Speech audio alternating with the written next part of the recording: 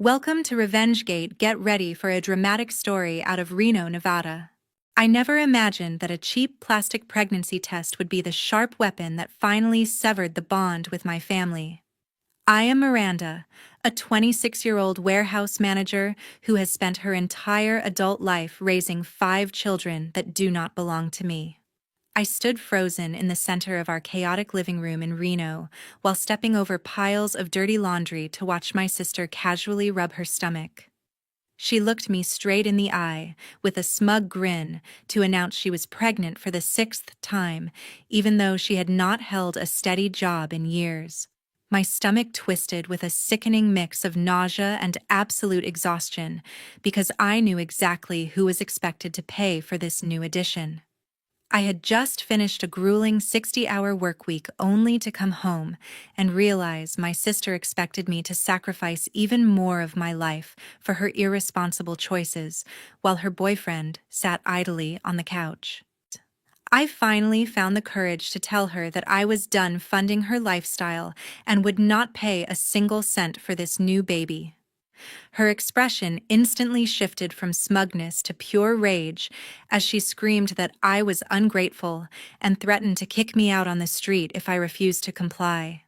That specific moment of betrayal was the final straw that pushed me to choose my own survival over her parasitic demands. If you have ever felt like you are carrying the heavy weight of the world while everyone else around you just takes advantage of your hard work, please hit that like button and subscribe to the channel right now to see exactly how I escaped this living hell. At 4 in the morning, the piercing sound of my alarm clock dragged me out of a fitful sleep before the sun had even touched the horizon of Reno. I forced my exhausted body out of bed because I knew that if I did not start the day now, the entire household would collapse into absolute chaos before breakfast. I stumbled into the kitchen to begin the daily marathon of preparing 5 separate lunchboxes while stepping over the sticky remnants of a party I never attended. Derek had left a pyramid of empty beer bottles on the counter for me to clean up, alongside the dirty dishes from his late-night snacking session. I silently cursed as I scrubbed the dried salsa off the table because I knew he would never lift a finger to clean up his own mess. The morning routine was a calculated military operation that required me to be in 3 places at once to get everyone ready for school on time. I reviewed the math homework for my 10-year-old nephew Caleb while simultaneously trying to braid the hair of my 7-year-old niece Sophie as she ate her cereal. My oldest nephew Justin was the only one who tried to help by gathering the backpacks, but even he looked exhausted from the constant noise in the house. I moved with frantic urgency because I had to leave for the warehouse in less than 30 minutes, or I would be late for my shift. I ran down the hallway to retrieve the diaper bag and paused for a brief second outside the master bedroom where Jada and Derek were sleeping. The door was firmly locked to keep out the noise of their own children, while my 4-year-old nephew Leo screamed in his crib just a few feet away. It filled me with a cold resentment to know that they were sound asleep in a warm bed while I soothed their crying toddler and marshaled their older children out the door. I managed to drop the older kids at the bus stop and the younger ones at daycare before speeding toward the industrial district with my heart pounding in my chest. My shift at the warehouse was grueling, but the physical labor felt easier than the emotional burden waiting for me at home. I received a notification on my phone during my lunch break that made my stomach drop because it was a final warning from the utility company. I drove home in a panic to find a bright red shut-off notice taped humiliatingly to our front door because the electric bill was 3 months overdue. I stood on the porch shaking with anger because I had given Jada $600 last week specifically to prevent this exact situation. I found a crumpled receipt in the overflowing kitchen trash can, which revealed she had spent the entire amount on designer maternity clothes instead of paying the bill. I had no choice but to transfer the money I had painstakingly saved for my next semester of college tuition to the utility company to keep the lights on. The day continued to spiral downward when the high school called me just as I returned to the warehouse floor to finish my shift. My 13-year-old niece, Megan, had been caught skipping class and getting into a verbal altercation with a teacher, which was completely out of character for her. I had to clock out early and lose vital hours of pay to sit in the principal's office because her mother refused to answer the phone. Megan looked at me with teary eyes and confessed that she acted out because she felt invisible at home, since Jada only cared about the new baby. I held her hand and promised to do better, even though I was already drowning in responsibilities that were not mine. I dragged myself through the front door at 7 in the evening to find Derek sitting on the couch, watching sports, while the kids complained they were hungry. I immediately went to the kitchen to boil water for spaghetti because it was the quickest and cheapest meal I could prepare after such a disastrous day. Jada finally emerged from the bedroom wearing her new clothes and complained that the house was messy despite doing nothing to clean it. We sat down to eat the pasta, but Derek pushed his plate away with a look of pure disgust after taking a single bite. He told me the sauce was bland and asked why I had not prepared steak since he had a specific craving for red meat that evening. I looked at this grown man who had contributed absolutely nothing to the household and felt a surge of rage that nearly made me scream. He had the audacity to demand a premium meal while I had just spent my education fund to keep the lights on for his video games. 3 days after Jada's announcement turned the house into an emotional battlefield. The situation escalated from passive aggression to an organized intervention led by the family matriarch. I was folding a mountain of laundry in the living room when a heavy and authoritative knock on the door signaled the arrival of the one person Jada always called for backup. My grandmother, Grandma Lorraine, stood on the porch, with her purse clutched tightly against her chest and a look of severe disapproval painted on her face. She did not come to help scrub the filthy floors or cook for her great-grandchildren, but rather to hold court in the living room and judge my lack of financial contribution to Jada's expanding brood.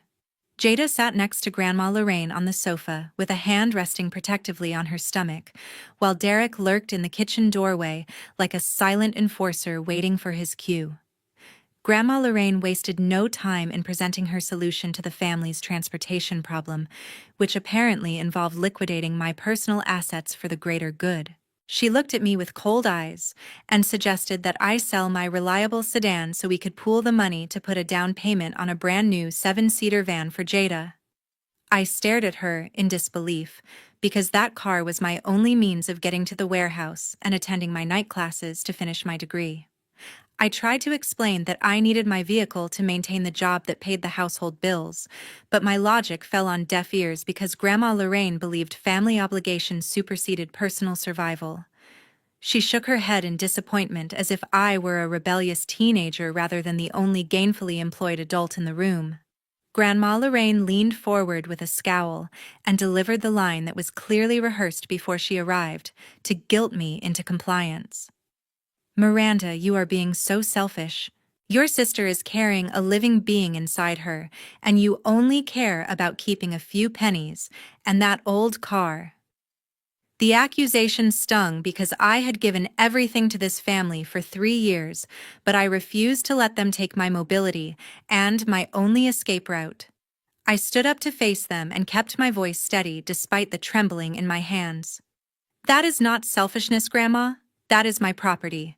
I will not sell my future to pay for Jada's wrong choices anymore." The meeting ended in a hostile stalemate with Grandma Lorraine leaving in a huff while muttering about my ingratitude, but the financial violation did not stop at the demand for my car. I went to my room to calm down and decided to check my bank accounts to ensure I had enough money left for gas after paying the utility bill. That was when I noticed a suspicious email notification from a credit monitoring service regarding a hard inquiry on my social security number that I had not authorized. I logged into the portal with a sinking feeling in my chest and discovered a newly opened credit card account that had already maxed out its limit on a high-end baby furniture website. Jada had used my personal information to buy a designer crib and stroller set while I was at work earning money to keep the lights on in her house. The betrayal felt like a physical blow because this was not just laziness anymore. It was a federal crime committed against her own sister. I felt the walls of the house closing in on me, so I grabbed my keys and drove straight to a small coffee shop on the edge of Reno to meet the only person I could trust. My best friend Tessa was already waiting at a corner table with a look of concern as I slammed the printed bank statement down in front of her. Tessa worked as a paralegal, and she reviewed the fraudulent charges with a sharp professional precision that calmed my racing heart. She explained that Jada had committed identity theft and that I had to take immediate action before my credit score was destroyed forever. We sat there for an hour as she guided me through the process of calling the fraud department to freeze my credit and dispute the charges. Tessa looked me in the eye as I hung up the phone and gave me a warning that sent a chill down my spine. "You have to be careful, Miranda. If they dare to steal your identity once, they will do it again. You need a way out right now."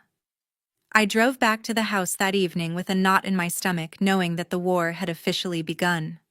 I walked through the front door to find Jada frantically typing on her phone because her transaction for the matching changing table had just been declined.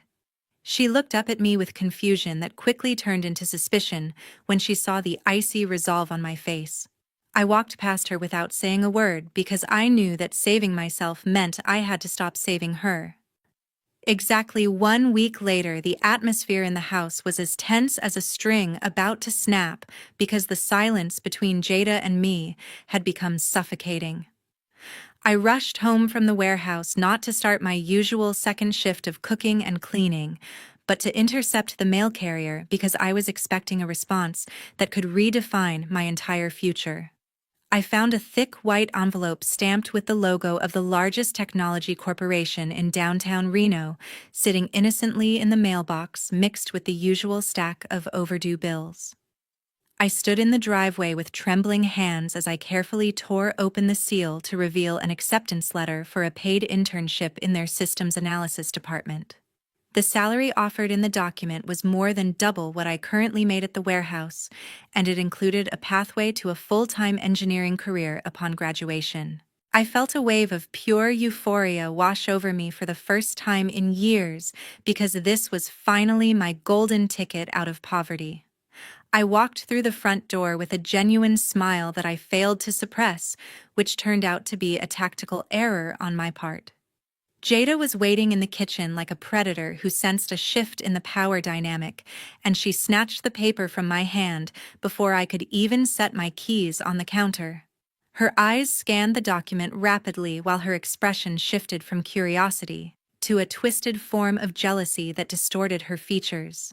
She did not offer a word of congratulations or a hug for her younger sister, but instead looked at me with cold contempt as she deliberately tore the letter into 2 perfect halves.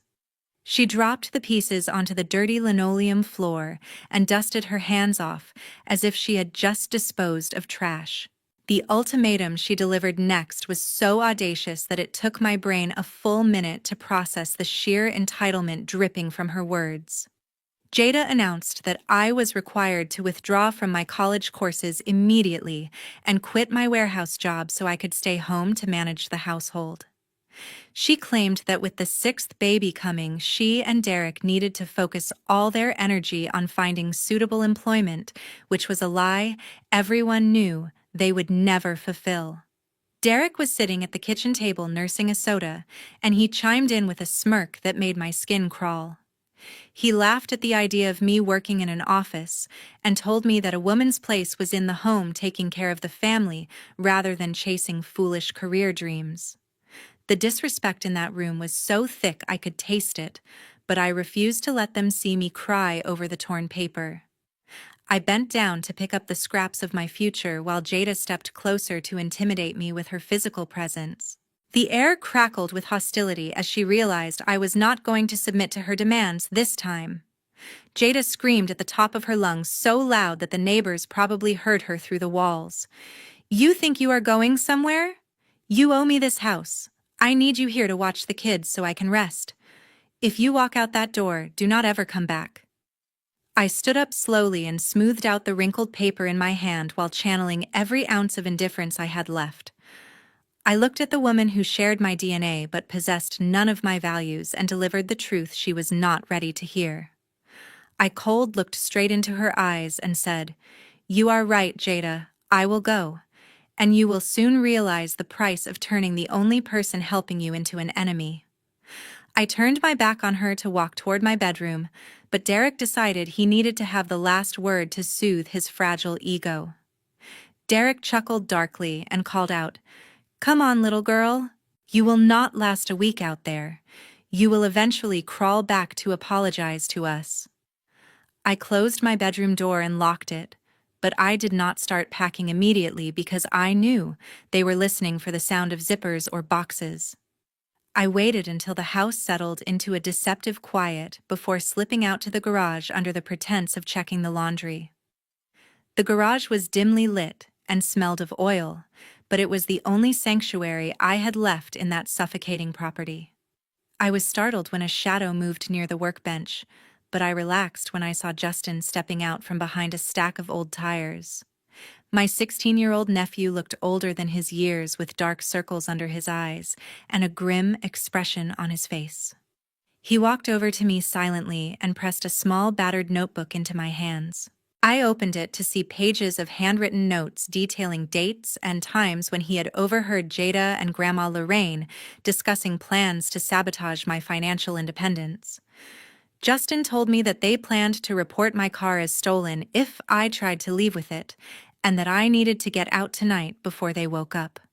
I looked at this brave young man who was sacrificing his own safety to protect me, and realized that leaving was the only way I could ever become strong enough to come back and save him. At 12 o'clock that night, when darkness covered the entire suburban neighborhood of Reno, I initiated the final phase of my departure with the precision of a calculated military operation.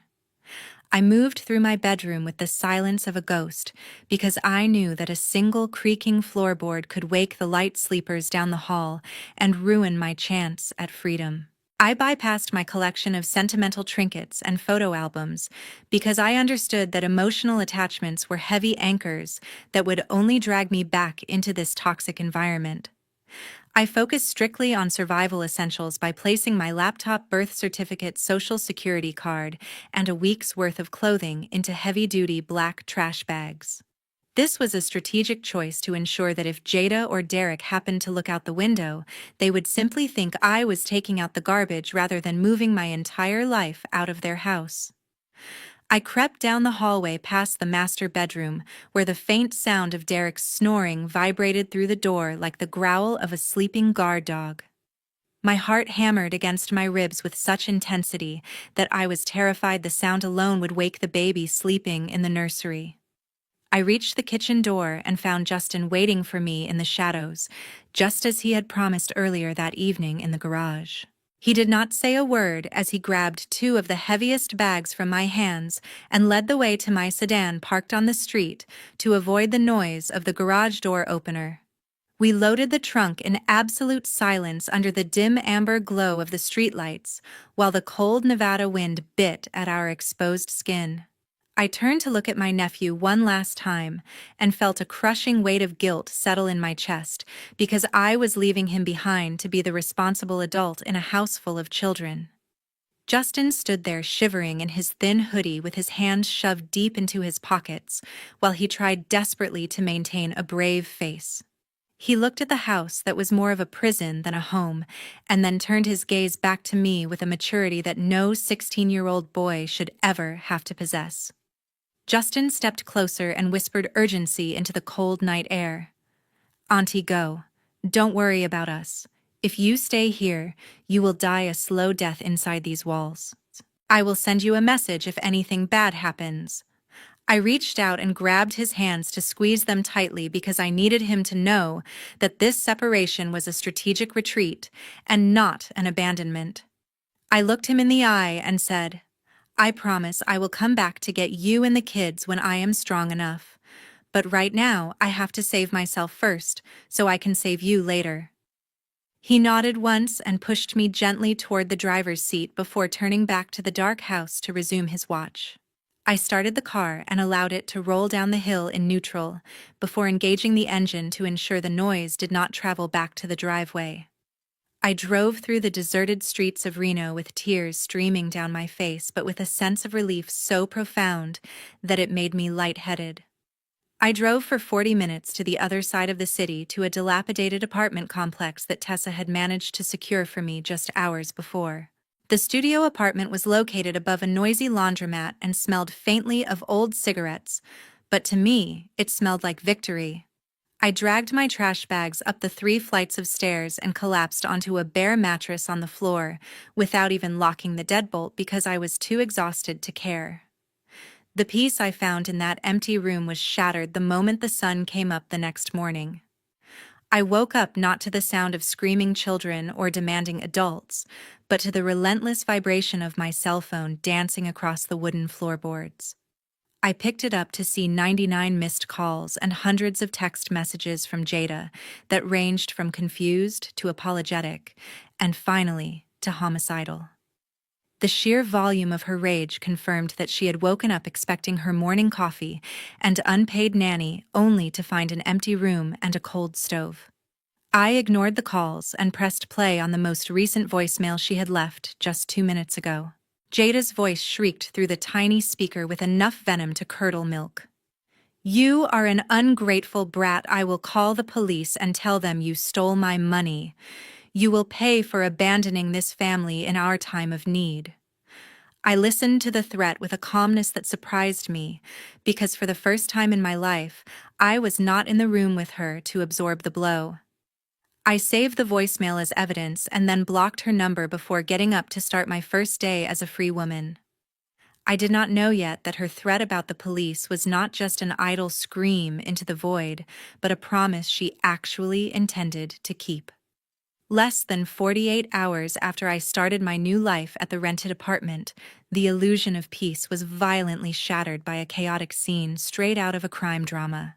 I was sitting on my bare mattress trying to focus on a textbook, when the entire room was suddenly illuminated by the strobe light effect of red and blue sirens flashing through the thin blinds. The aggressive pounding on my front door shook the cheap frames so hard that flecks of paint fell onto the floorboards, and my heart immediately hammered against my ribs. I looked through the peephole to see 2 uniformed officers with their hands resting on their holsters, and standing right behind them was a woman who looked like a grieving widow. Jada had somehow convinced the police to let her accompany them to the scene of the alleged crime, and she was currently putting on the performance of a lifetime in the hallway of my building. I opened the door slowly with my hands visible because I knew how quickly these situations could escalate when false accusations were involved. The older officer stepped forward into the threshold, while his partner blocked the exit to ensure I could not make a run for it. He looked at me with a stern expression that told me he had already heard a very convincing sob story before arriving at my address. He wasted no time in laying out the charges that had been filed against me just an hour ago at the precinct. The officer cleared his throat and spoke with a voice that demanded absolute compliance. "Ms. Miranda, we received a report asking for a welfare check on a minor and an allegation that you have stolen assets valued at $10,000. You have the right to remain silent, but I advise you to cooperate." I was stunned into silence for a moment because the accusation was so much worse than I had anticipated. Jada did not give me a chance to respond to the officer before she lunged forward from the hallway with tears streaming down her face. She pointed a shaking finger at me and screamed with such conviction that for a second I almost wondered if I had actually done something wrong. Jada wailed at the top of her lungs while the neighbors began to peek out of their doors. "Arrest her. She is a thief. She took all the money I saved for my children, and she stole Grandma Lorraine's vintage diamond jewelry before she ran away." I took a deep breath to steady my shaking hands and stepped back to allow the officers to see the entirety of my studio apartment. The room was almost completely empty save for my mattress and the trash bags containing my clothes, which clearly did not look like the hoard of a master jewel thief. I invited them to search my belongings because I had absolutely nothing to hide, and I knew that my innocence was the only weapon I had left. The officers began to rifle through my meager possessions while Jada stood in the doorway smiling smugly through her fake tears because she thought she had finally cornered me. The tension in the room was thick enough to choke on until a breathless voice cut through the noise from the open hallway behind Jada. I looked up to see Justin standing there, panting heavily with sweat dripping down his forehead as if he had run for miles to get here. He had likely hitchhiked or taken a desperate Uber ride the moment he heard his mother call 911 because he refused to let me go down for a crime I did not commit. Jada spun around with wide eyes because she had not expected her son to follow her to my sanctuary. Justin walked right past his mother without looking at her and held up his cracked smartphone directly to the police officer's face. His hand was shaking, but his voice was firm as he delivered the evidence that would shatter Jada's narrative. Justin looked at the officer and said, "Mom is lying. Here is the video I recorded last night. Mom hid the jewelry box under her own bed to frame Aunt Miranda." The officer took the phone and pressed play on the video, which clearly showed Jada wrapping the velvet box in a towel and shoving it deep under her mattress while laughing about how she was going to ruin my life. The atmosphere in the room shifted instantly as the realization hit the officers that they had been used as pawns in a family dispute. The younger officer stopped searching my bag and turned his gaze toward Jada, who was now backing away toward the stairs with a look of pure panic. The lead officer handed the phone back to Justin and turned to Jada with a completely different demeanor than when he walked in. He informed her that filing a false police report was a criminal offense and that wasting police resources on a personal vendetta would have severe legal consequences. Jada tried to stammer out an excuse, but her mask of the victim had completely slipped to reveal the vindictive narcissist underneath. She screamed that Justin was a traitor and tried to grab him, but the officer stepped in between them to protect the boy. I watched as the power dynamic flipped entirely, and Jada realized that her attempt to destroy me had just handed the authorities the perfect reason to investigate her instead. 2 months passed since the shameful incident at the police station turned my family's private dysfunction into a matter of public record. I had hoped that the humiliation of being caught lying to the authorities would force Jada to finally step up and become the mother her children deserved. However, without my paycheck to subsidize their lifestyle and my labor to maintain the household hygiene, the situation at my sister's house rapidly deteriorated from disorganized to dangerous. The police officer who had handled the false theft accusation filed a mandatory report with Child Protective Services because he was alarmed by Jada's unstable behavior and Justin's desperate video evidence. The investigation that followed peeled back the layers of neglect that I had been covering up for years. A caseworker arrived at the house for a surprise inspection and found conditions that were legally defined as uninhabitable for minors. There was black mold growing in the bathroom that no one had scrubbed in 8 weeks, and the refrigerator was completely empty except for a few condiments and expired milk. The electricity had finally been cut off again because Jada refused to use her own money to pay the bill I had settled months ago. The caseworker noted that the younger children, specifically Caleb and Leo, were showing signs of malnutrition and poor hygiene that could no longer be ignored. Derek proved exactly how much his loyalty was worth the moment the pressure from the government agencies became real. He realized that staying with Jada meant he might be held liable for child neglect or forced to pay for the mounting legal fees. He did not fight for his family or try to find a job to fix the mess he helped create. Instead, he waited until Jada was asleep one Tuesday night and quietly packed his bags. He raided the house for anything of value, including the small stash of cash Jada had hidden in a cookie jar, and vanished into the night without even leaving a note for the woman who had supported his laziness for years. Jada woke up the next morning to find herself completely alone in a crumbling house with 5 terrifyingly quiet children and a court summons taped to the door. The legal hammer came down swiftly and without mercy during the emergency hearing later that week. The judge looked at the photos of the living conditions and the report from the caseworker with a grim expression that sealed the fate of the Miller family. Jada stood there trembling, not with maternal concern, but with the terrifying realization that her safety net was gone. The caseworker delivered the verdict that shattered Jada's delusion of control. The CPS caseworker looked Jada in the eye and stated firmly, "Ms. Jada, based on the sanitary conditions and your unstable psychological state, we are forced to execute an order to remove the children from this environment immediately." The children were placed into temporary foster care, with Justin being separated from his younger siblings, which was the one thing I had tried so hard to prevent. Jada was not only stripped of her custody rights, but also slapped with a sentence of 300 hours of community service and a hefty fine for filing a false police report against me. In a state of absolute desperation, Jada tracked me down to the corporate office where I was completing my internship. I was in the middle of a meeting with my supervisor when the receptionist called to say there was a hysterical woman in the lobby demanding to see me. I walked out to find Jada looking like a ghost of her former self with disheveled hair and manic eyes.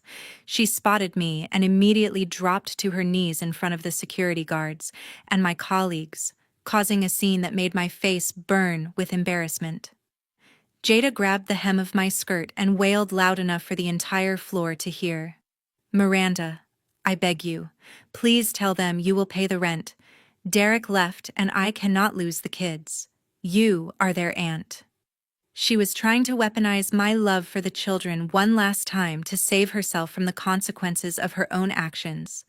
I looked down at her and felt a profound sadness, but the guilt that used to control me was gone. I knew that giving her money now would not bring the kids back. It would only prolong her dysfunction. I stepped back out of her reach and delivered the final verdict on our relationship. "I raised them for 3 years, Jada, but you never acted like a real mother. This is the consequence you have to carry. I will not save you this time." I turned around and signaled for security to escort her out, leaving her sobbing on the marble floor while I walked back to my desk to continue building the future she had tried so hard to destroy. 6 months later, I stood on the top floor of an office building in Las Vegas, watching the neon lights flicker to life against the darkening desert sky. The silence in my corner office was not the empty and terrifying quiet of abandonment, but rather the luxurious peace of a life finally under my own control. I had completed my internship with top marks, and the company had immediately offered me a full-time position as a junior systems analyst with a starting salary that exceeded what Jada and Derek had made in 3 years combined.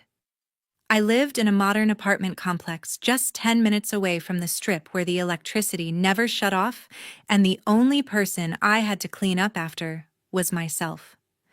The news about the rest of my family reached me through the grapevine of distant relatives who finally understood why I had left. Grandma Lorraine had suffered a mild stroke shortly after the court hearings because the stress of seeing her golden granddaughter humiliated was too much for her fragile health. Without my income to pay for her medications or Jada's willingness to care for her, she had been moved into a state-funded nursing home facility on the outskirts of Reno. The facility was known for being understaffed and smelling of antiseptic, but it was the only option left for a woman who had alienated the only person capable of paying for better care. She had attempted to call me several times from the communal phone in the hallway, but I had blocked every single number associated with that part of my life. My focus remained entirely on the innocent victims of this tragedy because I refused to let my nieces and nephews suffer permanently for the sins of their parents. I met with a financial advisor in Las Vegas and established a protected educational trust fund for Justin and his siblings that would unlock only when they turned 18. I deposited a significant portion of my monthly paycheck into this account to ensure they would have the tuition money I almost lost. The legal terms of the trust were drafted with absolute precision to ensure that Jada could never access a single cent of that money for her personal use. Justin was currently living with a foster family that actually encouraged his academic interests, and we exchanged emails weekly where I promised him that his future was secure as long as he stayed in school. The most satisfying closure came from knowing exactly where Jada had ended up after the dust settled on her destroyed kingdom. She was currently working the night shift at a 24-hour laundromat in a rough part of town to pay off her court fines and community service fees. I imagined her standing there under the flickering fluorescent lights, folding the dirty underwear of strangers, while her back ached from the manual labor she had always felt she was too good to perform. She looked 10 years older than her actual age, with gray hairs sprouting prematurely and deep lines of bitterness etched around her mouth. She was finally living the reality of a single mother with no skills and no support system because she had burned the only bridge that ever led to stability. I turned away from the window and picked up my leather portfolio to head into a meeting with the senior executives who valued my input and respected my boundaries. I caught my reflection in the glass of the conference room door and saw a woman who was no longer tired or afraid or burdened by guilt. I smiled at myself because I had walked through the fire of family betrayal and emerged on the other side as polished steel. I had reclaimed my name, my credit score, and my future from the people who tried to steal them. The elevator doors opened to reveal my colleagues waiting for me, and I stepped forward into my new life without looking back. This story serves as a stark reminder that shared DNA is never a valid justification for tolerating abuse or exploitation from the people who are supposed to love you. True family is built on mutual respect and support, rather than manipulation and parasitic demands that drain your spirit. Sometimes the most loving thing you can do for yourself and your future is to establish an unbreakable boundary and walk away from those who refuse to value your worth. Thank you so much for accompanying Miranda on this difficult journey from being a victim of family exploitation to becoming the architect of her own freedom. Do you think she was right to cut off Jada and Grandma Lorraine completely, or should she have given them one more chance? Please share your thoughts in the comments below, and do not forget to subscribe to the channel for more stories about justice and resilience.